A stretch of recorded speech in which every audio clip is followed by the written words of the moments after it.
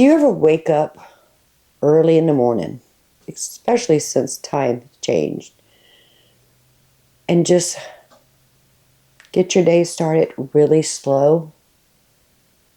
That's been my day so far. Hello family, welcome back. If you're new here, welcome. I am Vicky and you're with Grammy in the kitchen. So I woke up this morning at 4:30. Sun hasn't even come up yet. Drank my coffee, sat down, relaxed, got caught up on a little bit of current events, did a little bit of internet browsing, YouTube browsing. There are some channels that I do like to follow. And then I said, it's time to get going. So I took a gallon of milk out of the refrigerator. I made mozzarella. We have fresh mozzarella right here. Turned the whey into ricotta cheese, and I have it over the sink draining. Still need to wash the dishes from that. I got a load of kitchen laundry done. I need to fold those and put those away. But I need to make bread and pizzas. So we're going to go ahead and get started on our pizza dough first, because that can go in the refrigerator. We don't have to deal with it no more. Then we're going to start on the bread. Let's get going.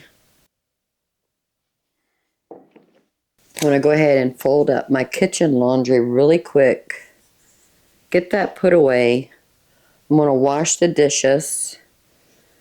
It's not that much. It's just the strainer to strain all the cheese, and then the pot I cook the cheese in, or heated the milk in to make the cheese. It's only dishes we have to wash. But besides the mozzarella and the ricotta, I went ahead and cooked the sweet potatoes we got on sale last week and let those cool. I put them in the oven, 350 degrees for an hour and 15 minutes. Turn them about halfway through. Got those peeled, chopped, and in the freezer in Ziploc bags. That's Thanksgiving dinner right there. The celery that we got from Lidl's, I also washed those really well with some cold water. Got those chopped up, put them in a bowl with some paper towels at the bottom. Let them sit in the refrigerator overnight, so all the moisture and water will drain off of those. And I have those in a Ziploc bag in the freezer. I ended up with 3 pounds of chopped, ready-to-go celery from those 2 celery things we got, bundle stalks, whatever they are. What are they called? Because the individual is called a stalk. What is the whole bundle called? Let me know.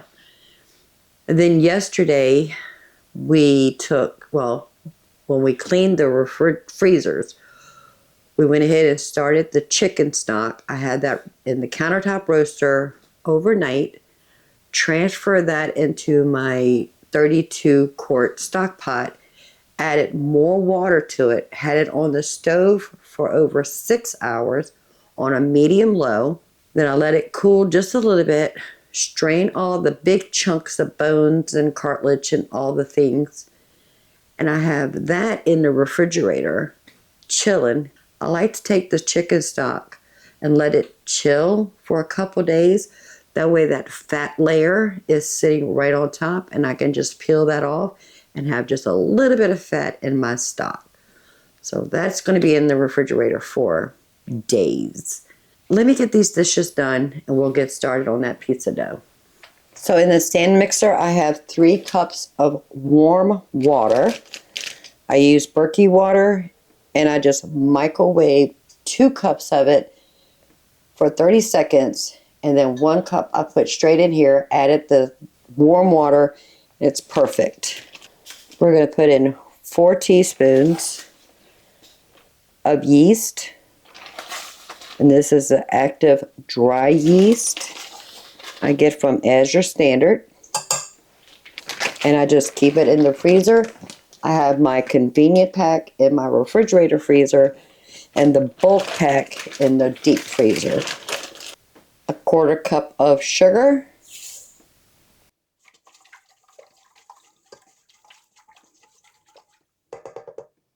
But this is something I have learned recently. Salt will kill your yeast or prevent it from doing its full rising. So never add salt straight to the liquid. You want to add it to your flour. We're going to need a total of 8 cups of flour.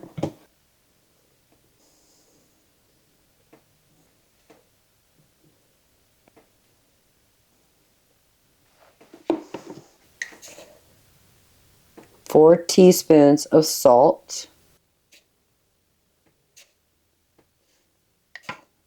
I'm just placing that right on the flour and not in the water mixture. Mix that in just a little bit. Doesn't have to be much. And a 1/4 cup of olive oil.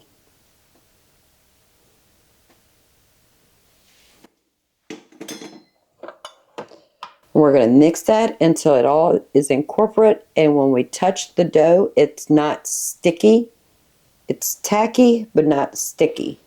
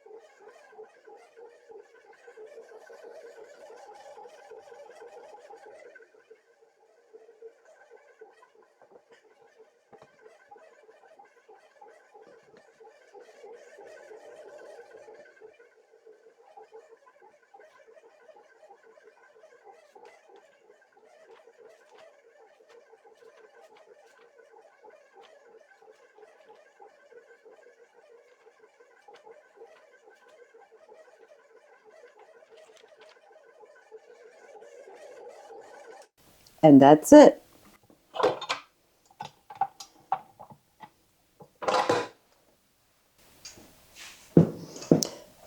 So you want it to be just a little tacky, but not sticking to your fingers. This is my reusable Ziploc bags. There's actually more here than what I need.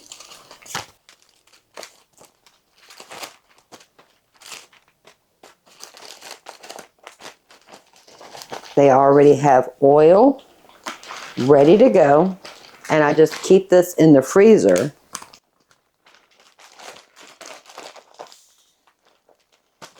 In between uses, that way I'm not wasting bags and I'm not wasting good quality oil.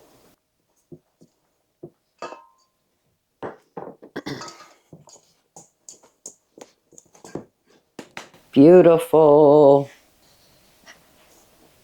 I cook my pizzas in a 12-inch cast iron skillet. This is a standard size, and that's the 12-inch. And I can get 6 pizzas from this recipe.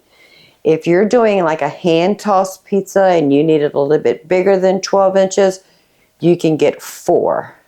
But I figured a 12-inch pizza is perfect for the husband and I to share. Or if he just wants a pizza all by himself. So here's our beautiful dough. Now you could weigh this. I'd clean my counter, can't tell. You could weigh this and figure out what 1/6 would be. I don't bother with that. I cut it in half.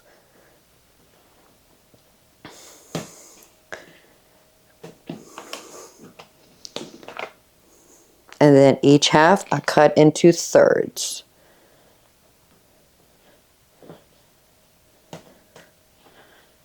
This middle one looks like a little bit too big. All right, that's good.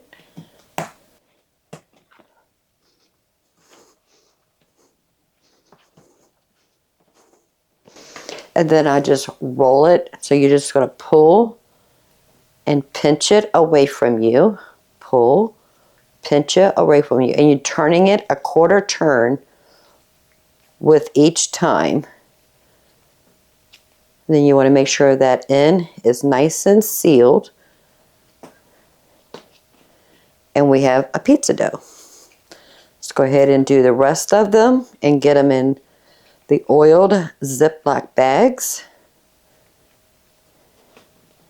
And then we're going to let them sit in the refrigerator until tomorrow, and then we'll make our pizzas. They can sit in the refrigerator for up to 2 days. But no longer than that, because the yeast will be overactivated and you won't get a really good crust.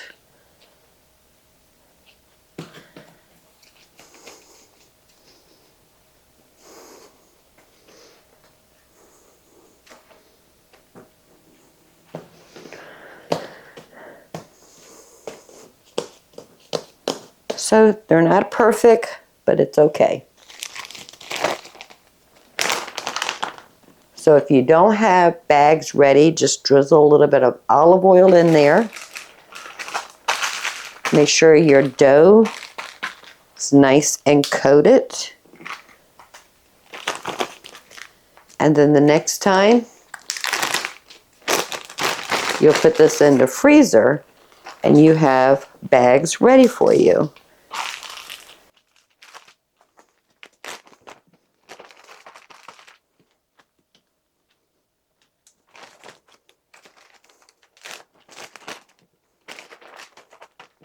These bags have been used many times, and it's okay.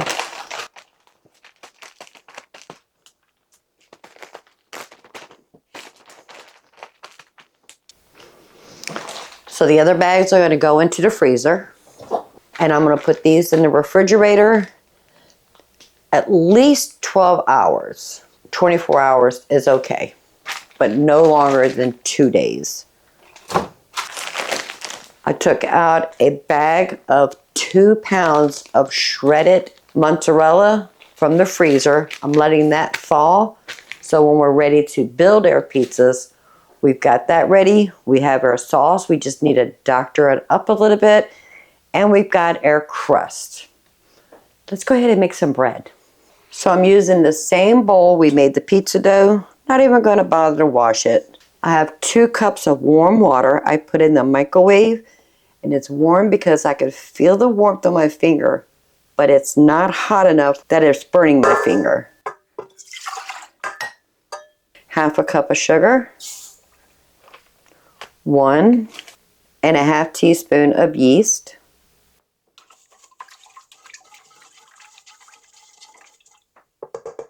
now the bread recipe is going to take 5 to 6 cups of flour. And the reason I can't give you the exact amount of flour is because every area is different.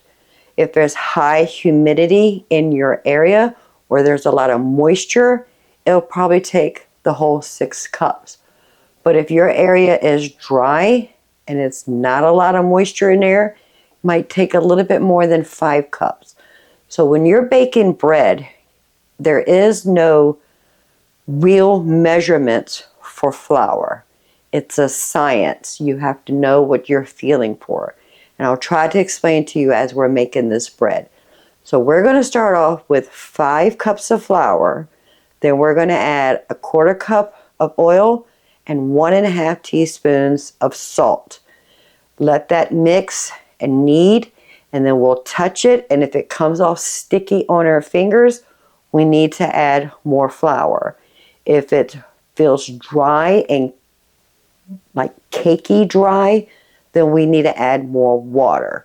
We're trying to feel what we want and see what we want. It's not a direct measurement. It's all science. So we're going to start with 5 cups of flour.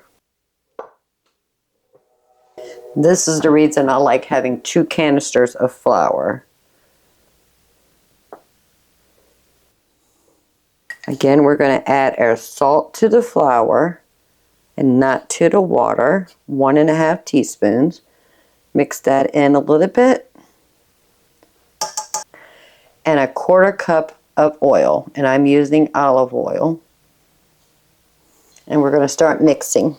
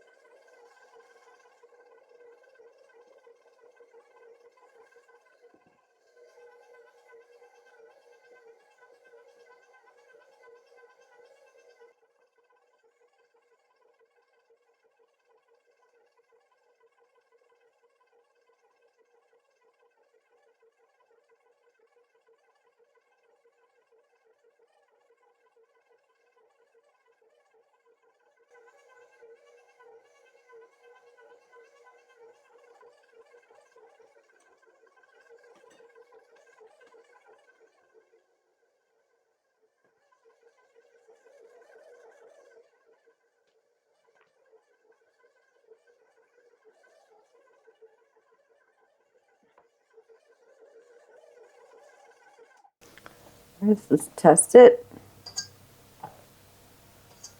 See how it's still sticking to our fingers? We need to add just a little bit more flour.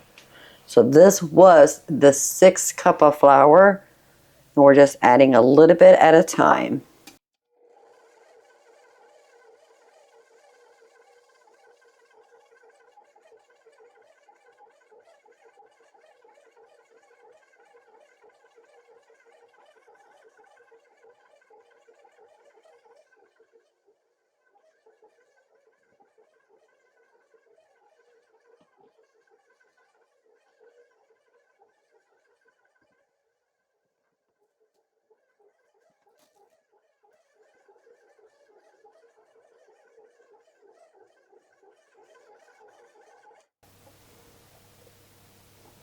I think we're good.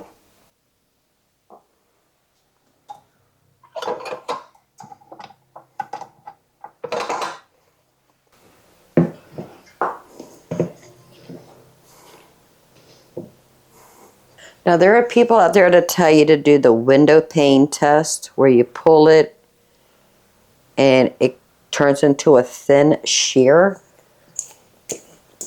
That is pretty much a teaching tool. Once you know what you're looking for, you don't have to do that every time.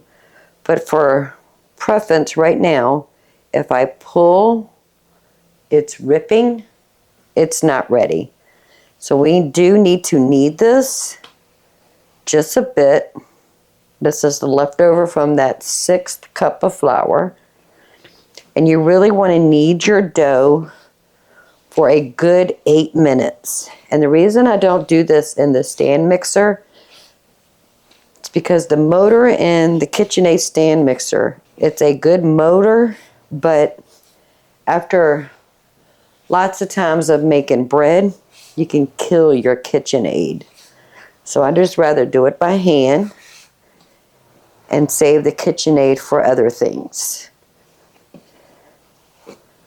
So we're just going to knead this by hand. Add just a little bit of flour at a time when we knead it. So I'm just going around and pushing down, pulling it up, pushing down, pulling it up, pushing it down, and I'm just turning it as I'm doing that.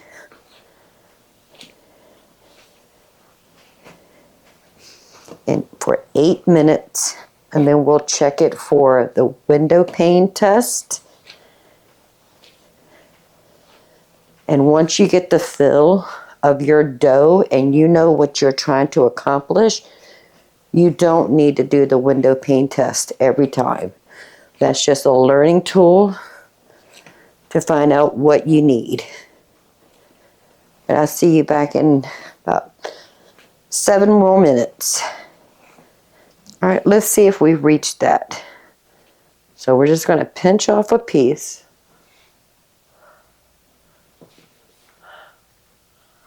And then we're going to pull. And if it breaks, we're not ready. That was only 4 minutes.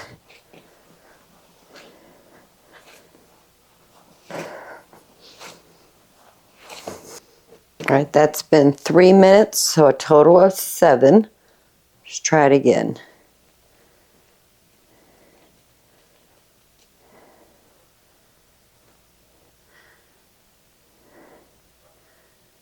Still ripping. We're going to have to go the whole 8 minutes. And it really depends on how aggressive you are with the dough.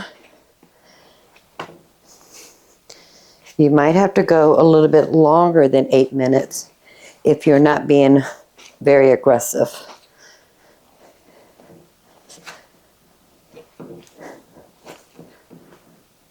And it is very tiring. All right, let's see. So I want to pinch it and pull. And I can see light coming through, and it's not ripping.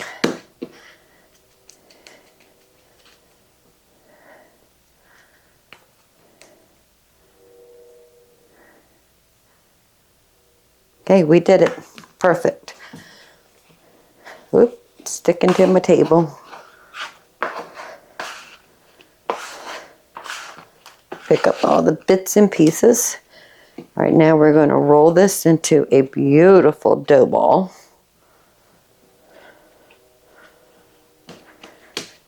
And in the same bowl, I'm going to add some olive oil.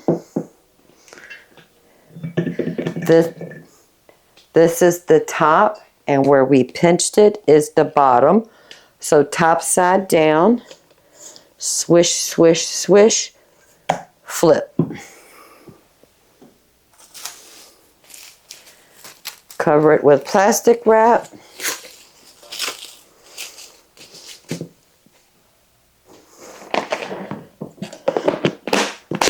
Let me put my flour away. Then my gas oven has a bread proofing setting, which will hold it right at 110 degrees, and it makes proofing dough faster. Now, if you are baking something in your oven, such as a dessert or dinner or something like that, you can actually put your bowl on top of the stove, as long as you're not using the stovetop. And the residual heat coming from the oven will also help your dough rise.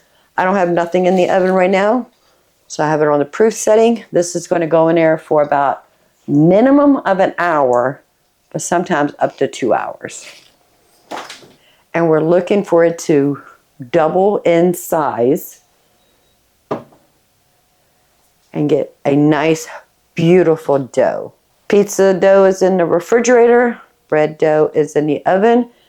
We're at a standstill. Let me put my yeast back in the freezer.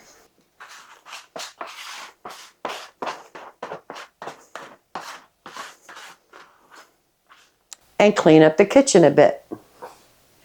Our bread dough has risen beautiful. But first we need to prepare our pans. Now this dough makes a 1 pound loaf and a 2 pound loaf. And the reason it does 3 pounds, I have 2 of each one of these size pans, but my machine, it can't handle 2 2-pound loaves. And 2 1 pound loaves, just not enough bread. So I do it as a 3 pound and get 1 of each. So I have some coconut oil. I do want to oil my pans. Make sure we pay attention to the corners, both the bottom and sides, and the sides to side.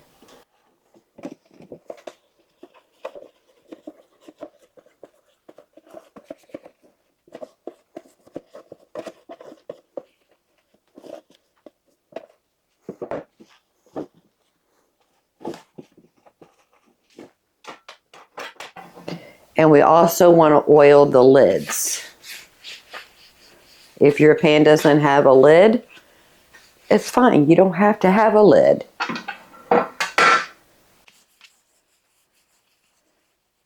Perfect. And I went ahead and made some parchment paper to use as a sling. It's going to make getting the dough out of these pans so much easier.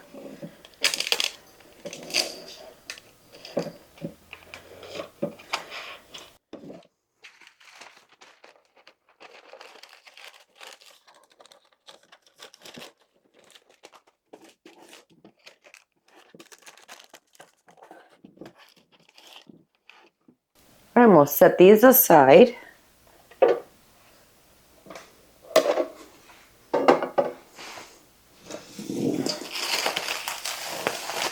Look how beautiful that is. Absolutely gorgeous. I did clean my countertop here. Let's remove that dough. Nice and warm. And by the way, it did take 2.5 hours for it to rise.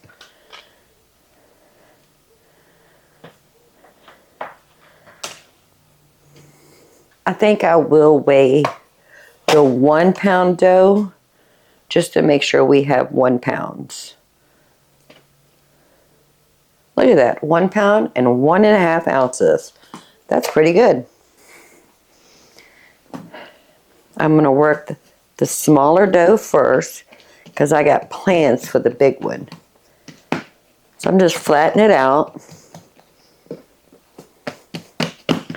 I'm going to fold it into thirds. Flatten it out.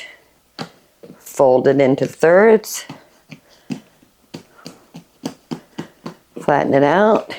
And now we're going to start rolling. Really tight.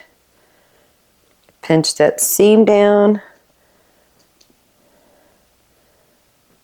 Tuck in the ends.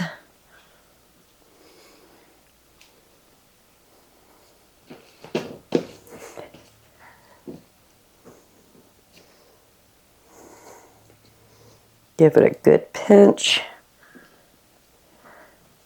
If it doesn't stay, it's okay.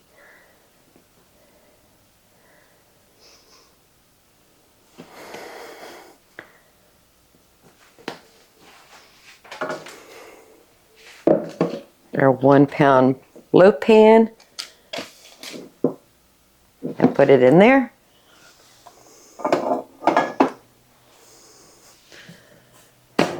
The larger piece, we're going to do something interesting.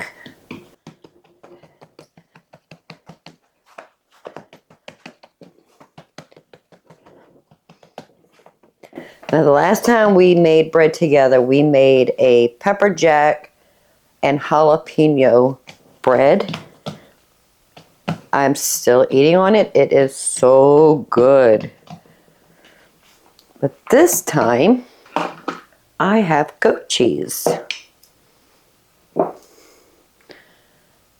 And I just want to try to spread this out on here as thin as possible on just 2/3.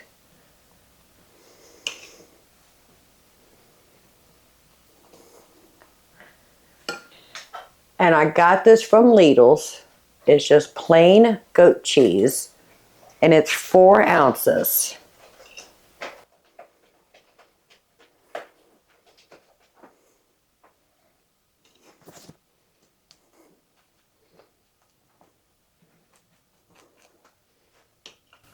And this is actually a little bit less than 4 ounces because I made a sandwich with it earlier.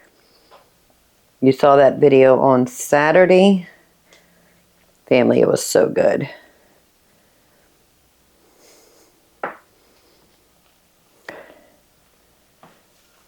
Let's just go ahead and finish this.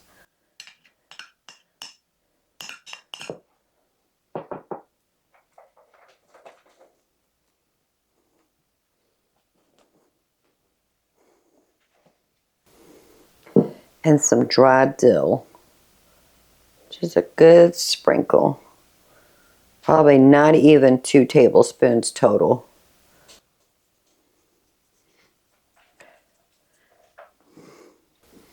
Oop, making a mess. We'll say 1 tablespoon. That's really all you need.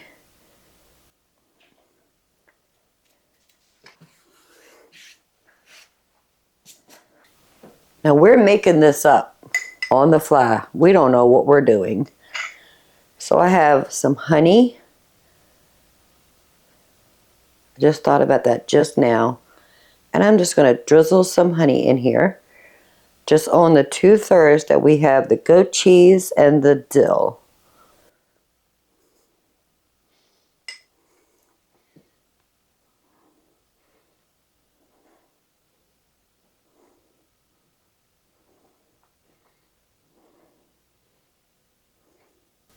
Probably about a tablespoon.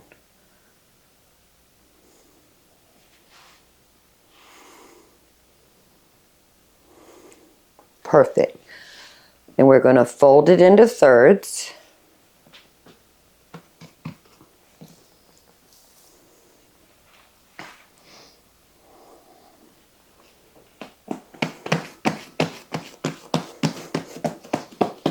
And then fold it into thirds. Let's flatten it out.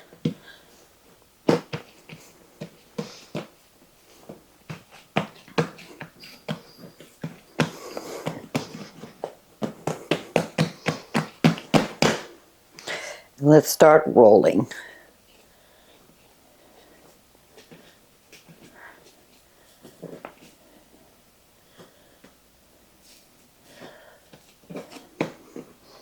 We'll tuck in the ends the best we can.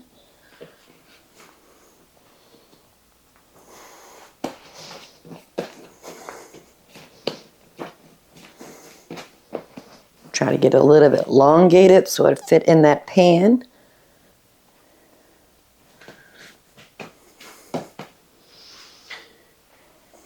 Here's our 2-pound loaf. Drop that in there.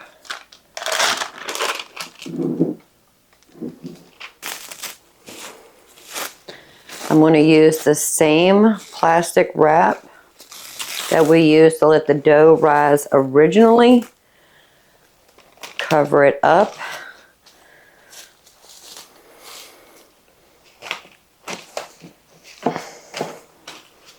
And we're going to let it do a second rise. I want the dough to rise up to where it's just touching the bottom of the saran wrap, and then we can bake it. I have the oven preheating to 375 degrees. Our bread has risen. Beautiful. This is the goat cheese, dill, and honey bread. This one is the plain bread. I do want to take a knife and just give it a little slit right down the center of the top on both of them. Try not to deflate it too much. Perfect. I want to put the lids on.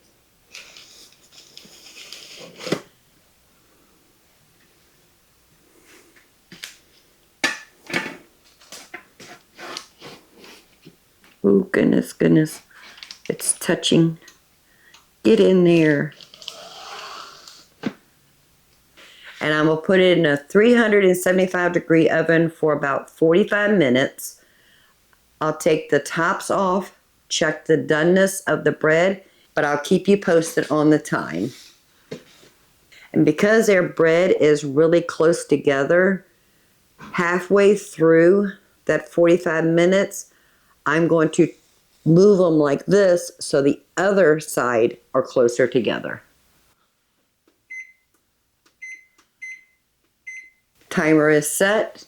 I'll bring you right back. So 45 minutes has been up. I did rotate them. This is the side that used to be beside each other, and I moved it to this way. Let's take these lids off. It's going to be super, super hot. Look at that, family. Oh my goodness, that is so beautiful. Look how perfect square that bread is. Gorgeous. Do you want to take the bread's temperature? It needs to be between 205 and 215 eternal temperature.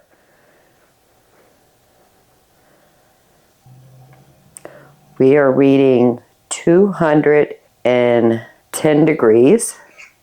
Let's check the big one. 210. They're done. We can turn the oven off. We're going to let them sit right here for about 10-15 minutes. We'll take them out of the pan, and we want them to cool off completely before we slice into them. But I'm excited to taste this one. That's the goat cheese, dill, and honey. There was no recipe for it. That was just something I was thinking, because dill and goat cheese sounds good together, and I think the sweetness of that honey drizzled in it will just carry it over the top. I'll see you in about an hour when we're ready to cut into these, and I'm excited.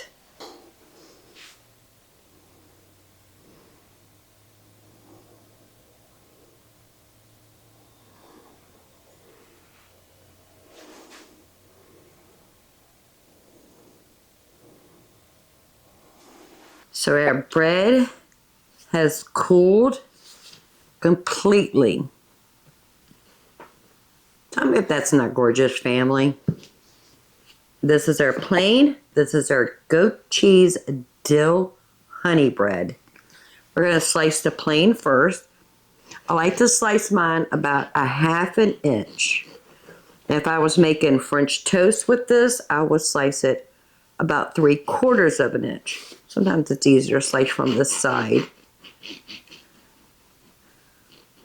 But for sandwich bread, I like it at 1/2 inch.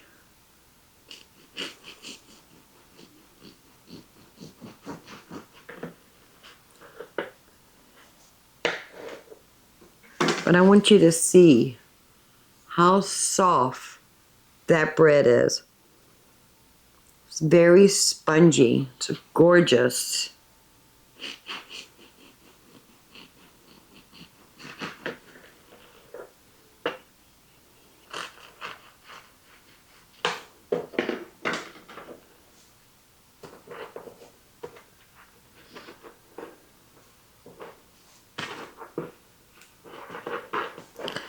So that's 1 pound loaf of homemade sliced bread.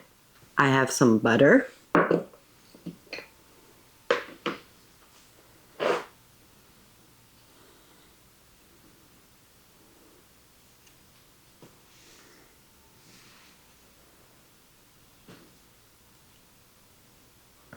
Let's put some butter on the bread. You could put You could toast this, make a sandwich, grilled cheese, family.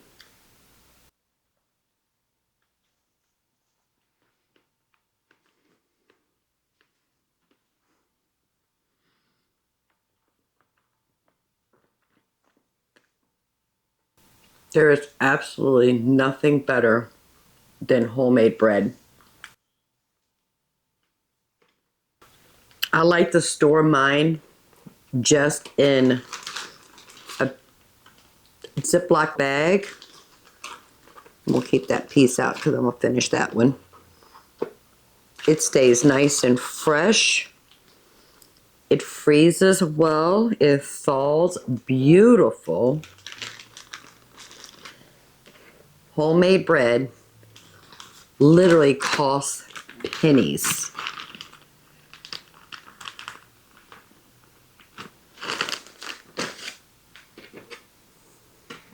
And its ingredients, we know what's in there. And now we're going to slice the goat cheese dill honey bread. And we'll cut it in half because it's a 2-pound loaf and it's easier to slice it when it's a little bit smaller.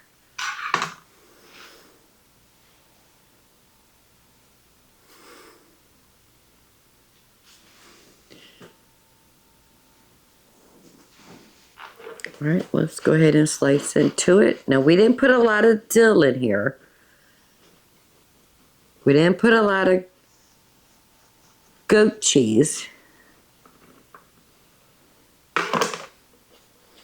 But you can see it in there. I want to taste it without butter first.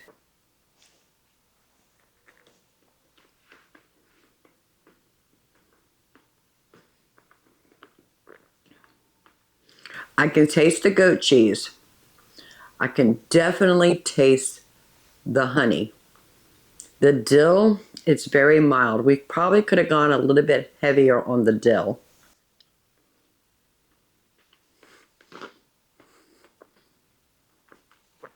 That's really good. Homemade bread doesn't have to be boring and tasteless. Once you understand the science behind bread and making bread, get creative. That is really good. I'm going to go ahead and slice this loaf up. And I'm going to put this in 2 different Ziploc bags.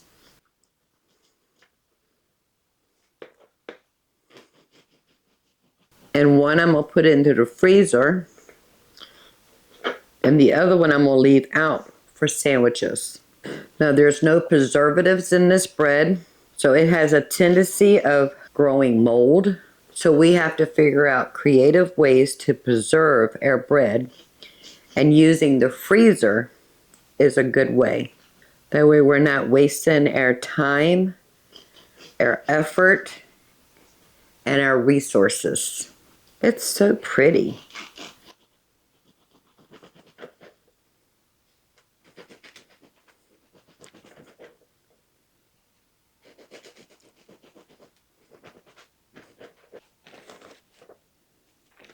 So that is it for tonight.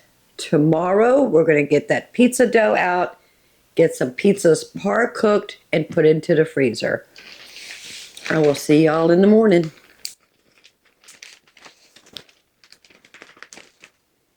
Well, good morning. Let's make these pizzas. I'm going to heat up my 2 12-inch cast iron skillets in a 400-degree oven. I'm going to send you back in time.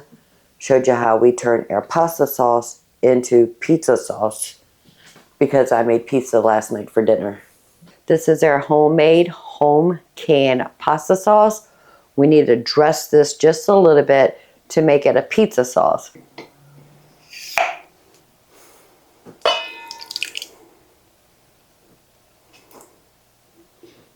So if you want to know how I make my pasta sauce, I'll leave a link in the description below of the video of us making and canning pasta sauce.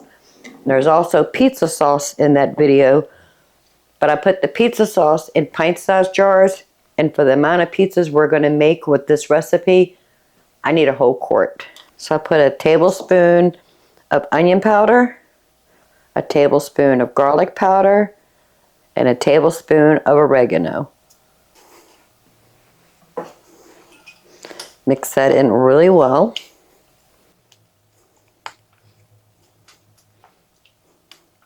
And it's simple. That is our pasta sauce turned into pizza sauce. So I went in and took the cheese that we took out of the freezer, out of the refrigerator, and I have the leftover pizza sauce. We're going to do 2 pizzas at a time. We only have 5 left, but that's okay.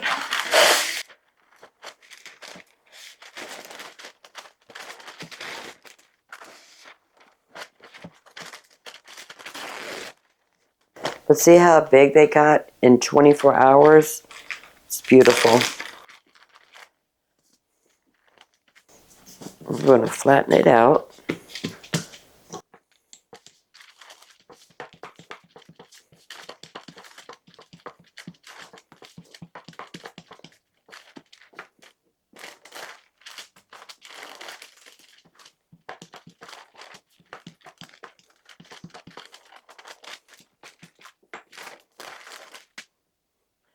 Sometimes it likes to stick to the paper, and then as it constricts and goes back, it takes the paper with it. So we have to constantly remove it. Now you can put flour down on your surface or oil on your surface, but I just rather use the parchment paper. That way I'm not adding additional flour or oil. This is the same pan we used yesterday. Didn't even bother washing it, cleaning it, or doing anything. So avocado oil. A little bit of polenta.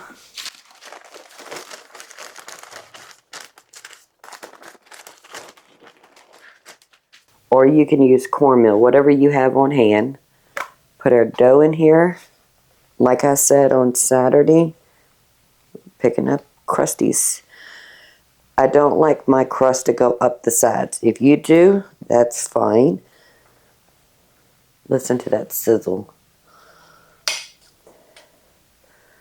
We're just going to put a little bit of sauce on the bottom, because we'll dress it up before we put it in the freezer.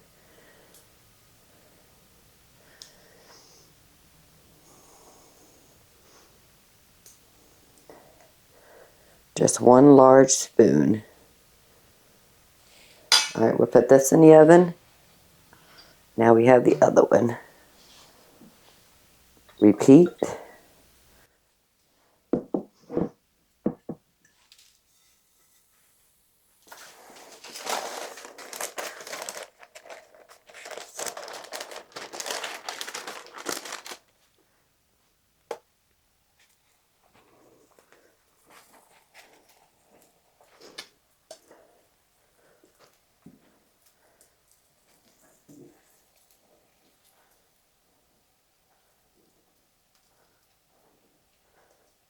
To a 1/2 inch space right there at the edge. That's how far we're going to carry that sauce. And we're going to put this one in the oven. And I'll cook those for 20 minutes just so that they're just starting to turn brown. Don't want to cook it all the way through. I'll take it out, let it cool off, then I'll add more sauce, and then I add the cheese. Once it's completely cold, I'll wrap it up with saran wrap, stick them in the freezer. That way all we have to do is take it from the freezer, unwrap it, take that top parchment paper off, leave the bottom parchment paper on, and we can put it back in the pan, in the oven, or on a baking sheet, or we can even use the air fryer, toaster oven. Either way, I'll bring you back when we're ready to take them out and repeat.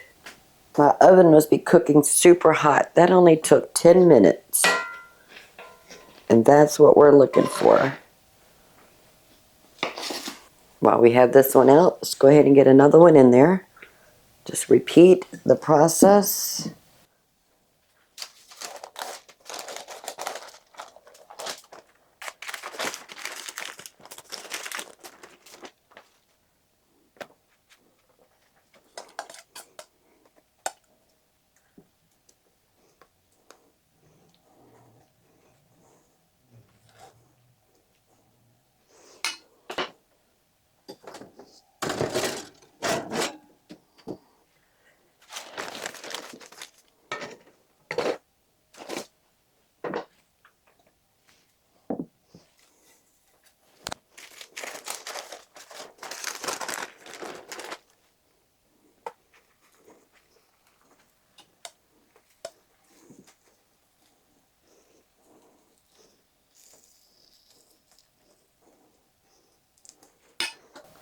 10 minutes. I'm going to set these aside so they can cool off and be out of my way. So 10 minutes on the 2 that are in the oven, and we have 1 more to go. So all the pizzas have been par cooked, just so they're starting to turn a little bit brown on the bottom. They've all cooled off. So I'm just going to take the remainder of the sauce and add it on here.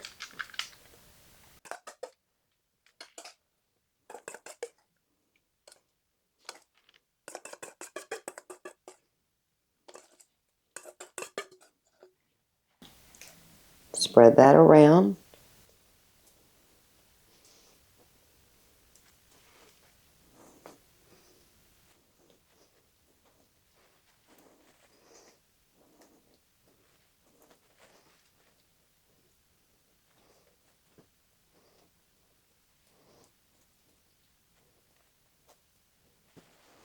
And cheese.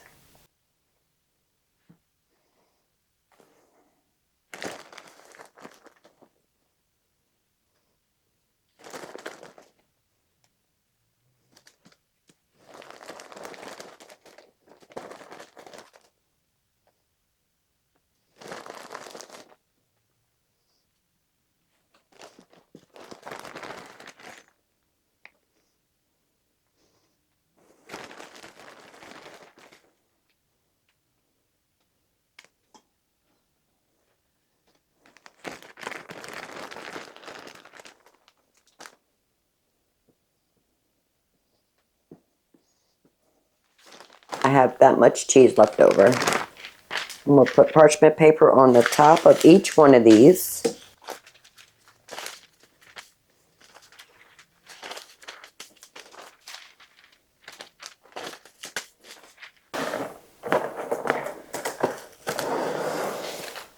And then I wrap them in saran wrap or plastic wrap.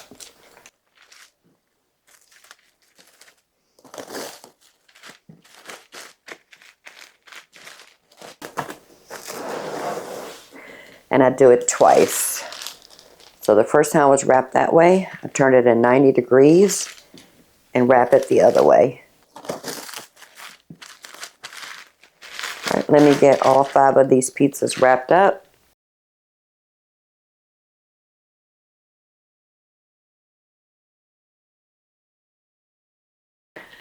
Now these will last in your refrigerator for 2 to 3 days, in the freezer about 3 months. Don't have to worry about that. We'll go through those. So when we're ready to cook these, I'll take them straight from the freezer, put them on a pizza pan, or I'll just put them in the toaster oven, 350 degrees for about 30 minutes.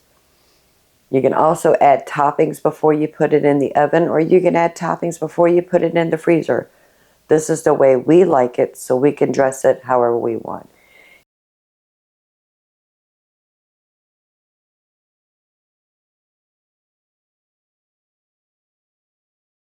If you don't mind, please give this video a thumbs up. While you're at it, please subscribe. I would love to have you part of the Grammy family. So until the next time we get in the kitchen, y'all have a blessed day. Bye, family. No, let's start all over. Start all over. No.